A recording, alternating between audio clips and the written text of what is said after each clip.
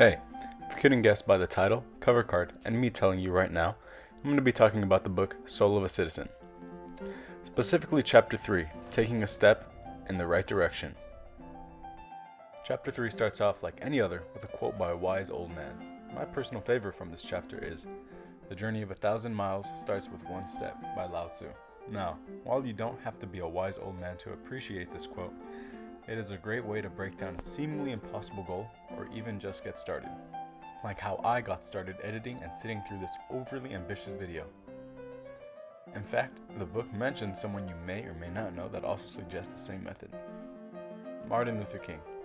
Now, while Martin Luther King wasn't that old, he did achieve some great things in life, so it's probably best to listen to him as well.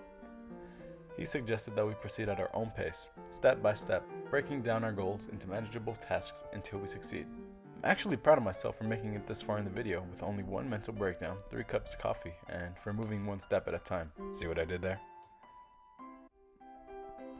Now, something that was refreshing to see was in Chapter 2, when we were reminded that seemingly larger than life figures like Abraham Lincoln, Mahatma Gandhi, and Rosa Parks are human too.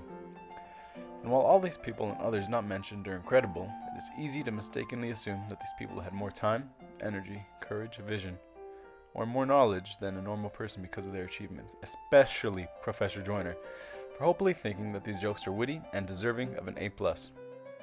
Now, Mahatma Gandhi is a prime example of a normal human, mostly because he was one, but he was also flawed like any of us. For example, he was so nervous when he used to be a lawyer that he would stammer so badly in court that he lost every single one of his clients. He was a total failure as a lawyer. And as you know, he would later on lead his country to freedom from British rule in 1947, despite being a not so great of a lawyer. Even people who stand as role models for change are flawed just like the rest of us, and it's important to remember that whenever we experience failure. Now, I'm not Gandhi, but I do so happen to fail quite often, which I like to think is only moving me in the right direction just like Gandhi.